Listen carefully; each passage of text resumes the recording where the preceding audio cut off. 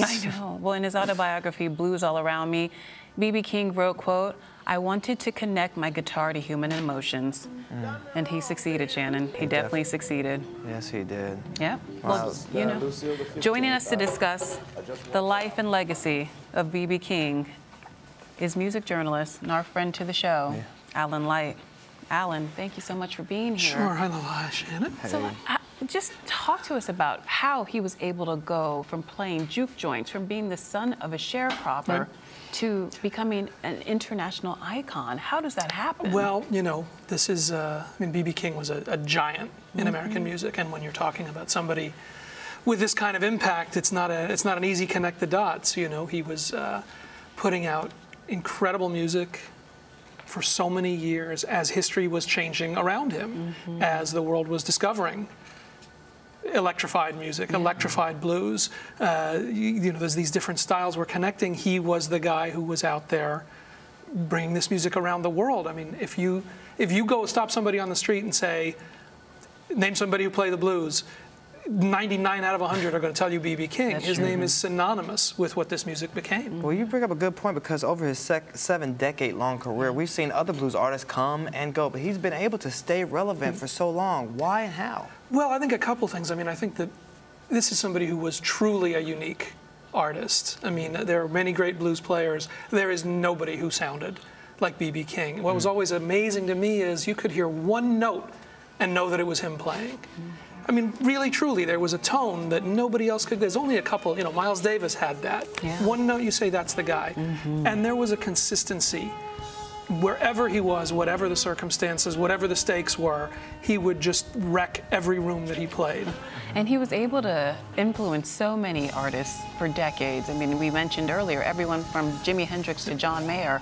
Why was he able to remain so relevant for so long? And what was it about his music that spoke to these artists? Well, I think there was such an emotional clarity. You know, it seemed very simple. There was nothing flashy in the words. There was nothing flashy in his playing. And, you know, if you look at those clips, you notice B.B. King would never play and sing at the same time. Right. He would sing a line and he would play, and he would sing and he would play.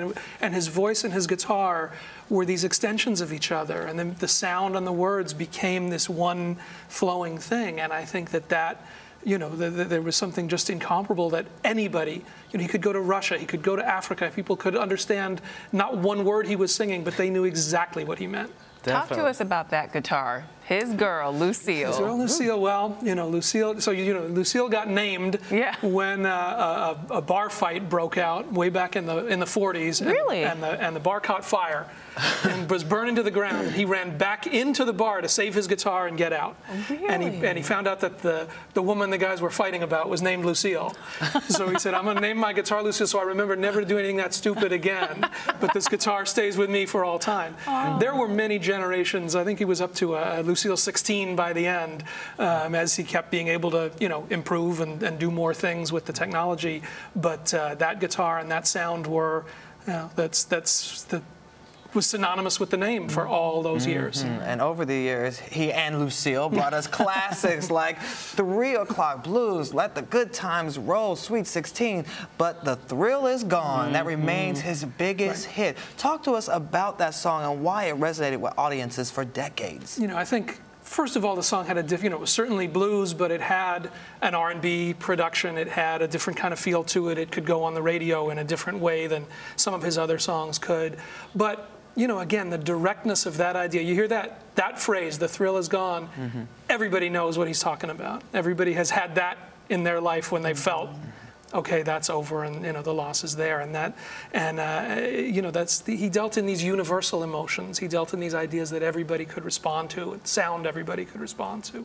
And you know, when they announced his passing this morning on his website, what it said on the front page of the site was, "The thrill is gone." That was how they told the world. So, you know, incredibly sad. We knew it was coming. They had announced a few weeks ago he was in hospice, and we were waiting for, you know, the final hours, but still just such a incomprehensible loss. Somebody this incredible.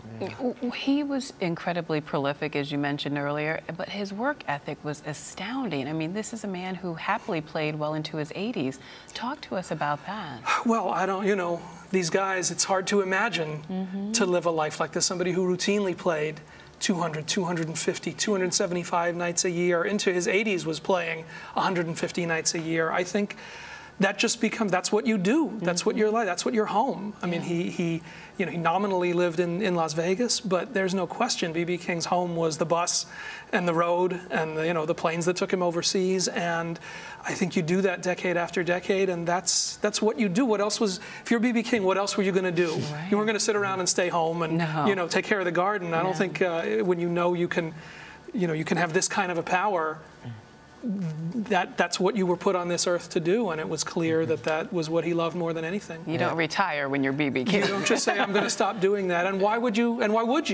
When people are still loving that, when night after night you're able to go out and, he doesn't have to dance, he doesn't have to jump around. He could just, with that voice and that guitar, I've seen so many times in so many different places, so many different rooms, people just screaming and destroyed by what he was doing on stage just from, he'd sit there and play. Yeah, I've heard him say, I'll never retire. If I stop playing, I don't get paid. And I think, too, you grew up in the circumstances he grew up in. You grew up, poor, in the Depression era. In the Depression era, in the South, as a black man. Like, once you're working and have that lifeline, I think that's in there. That doesn't go away. And really, with his passing, as long as B.B. King was there, we could still touch that first generation of those great blues players, those pioneers.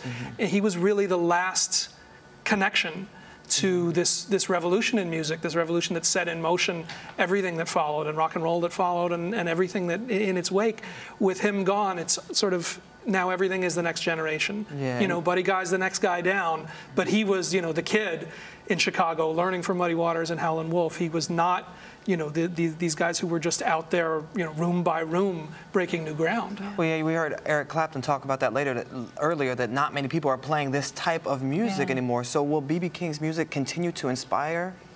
The music stays out there. The music doesn't go away.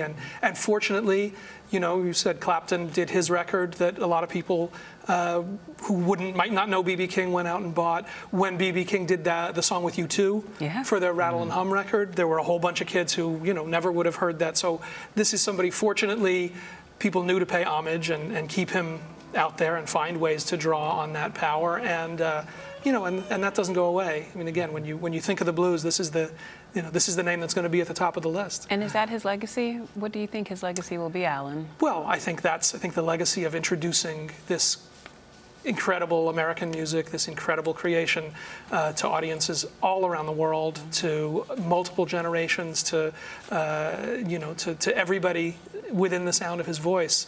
That's a pretty powerful legacy to leave behind. Sure is. Alan, thank you so much for being here. Thank you, guys. Thank you. Next time, better circumstances. Yeah, hopefully something happier, but you know what? It's you can't be sad when somebody's put 89 years in that kind of history. That's true. Definitely a celebration of his life. Thank you, Alan. Absolutely. And we'll be right back with more Rise Entertainment 360.